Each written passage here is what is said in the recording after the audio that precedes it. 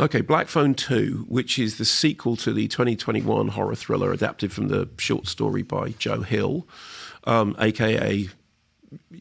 Son of Stephen King? Yeah. Son of Stephen King. So directed by Scott Derrickson, who did Exorcism, Emily Rose and Doctor Strange. So the original was set in the late 70s. Children in a suburban town go missing. The local legend is of the grabber, played by Ethan Hawke.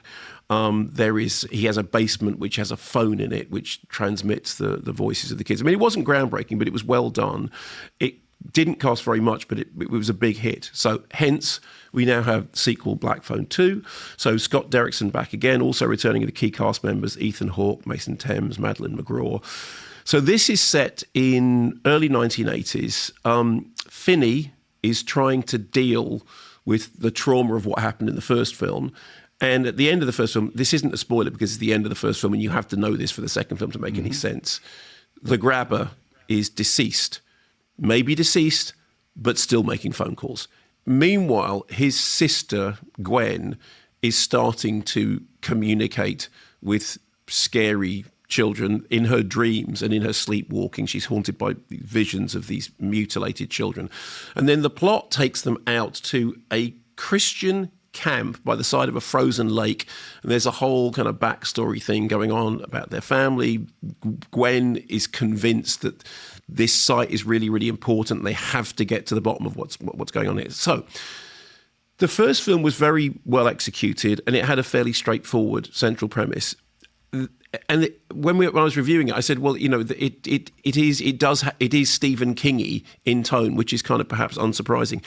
I have to say that this second film, which has been very, very well received by critics, it's a lot less focused. It feels a lot more generically derivative. I mean, at times it's like a mashup of it's got the themes of Nightmare on Elm Street, Dream Warriors. I mean, it's very, very much like Dream Warriors. It's got visual riffs from Invisible Man, Poltergeist, The Thing, and arguably, actually, Devil's Backbone. I think in the apparitions of the children, there is definitely an echo of Devil's Backbone. And of course, Scott Derrickson is a very literate director, so he would know all this stuff.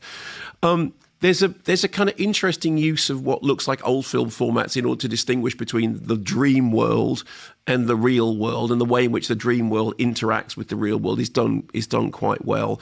And there's an interestingly woozy score by Atticus Derrickson, and there's a couple of very pointed needle drops. Like there's a quite smart use of Pink Floyd's Brick in the Wall, not the single Brick in the Wall, but for the one from the album.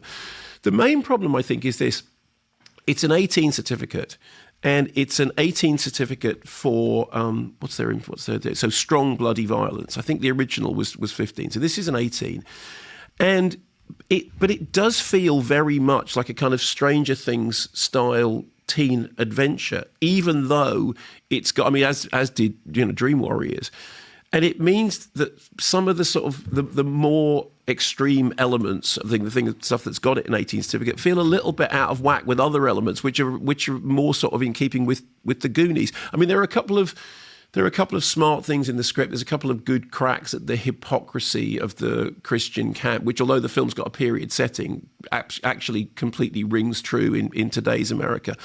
I mean, my biggest problem was I was never scared. I thought that some of it was entertaining. I think it's well done. I think he's an interesting director. And there was, as I said, there's an attempt to do something visually interesting. I just felt like the first one had a kind of a straightforward simplicity that this lacks, and I wasn't scared. I wasn't bored, but I wasn't scared, and for me, it didn't bite, and that's what I need a horror film to do.